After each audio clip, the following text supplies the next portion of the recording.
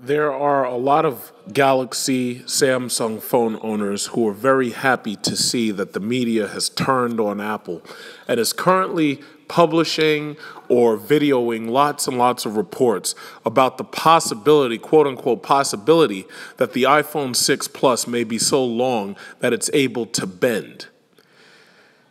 To which point I have to reply, sometimes I speak with profanity and sometimes I speak angrily.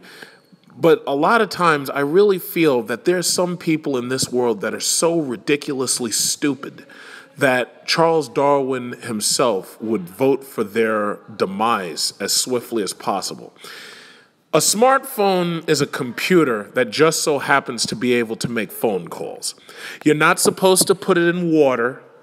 You're not supposed to be dropping it on the floor a lot. You're not supposed to drop it on the floor at all, but every now and then mistakes happen.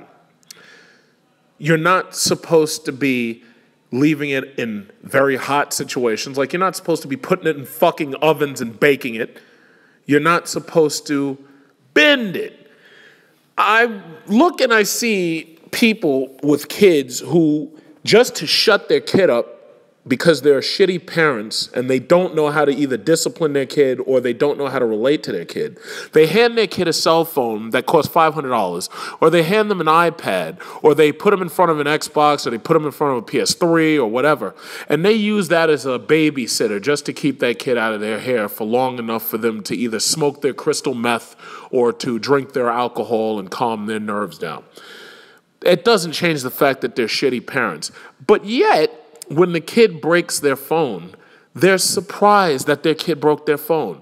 They blame the phone company for not building a phone strong enough to not be broken by a toddler. Or they blame the phone company for not building a phone waterproof so that it doesn't get immersed in a toilet by a toddler or a bathtub. And I wonder to myself, how stupid could these fucking idiots be? The simple fact of the matter is, these devices are expensive. If you mistreat them or abuse them, they will be broken.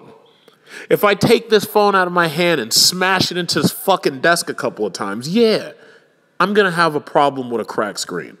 But there's a very reason that from iPhone 1 all the way to iPhone 6 Plus, there's a very simple reason why I've never had a cracked screen. I've never had a scratched screen, and I've never had a problem with water short-circuiting my phone.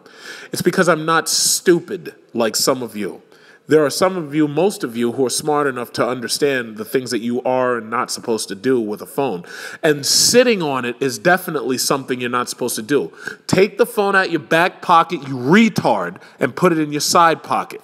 Or do what I did. You see these? These are called cargo pants, you dumb motherfuckers.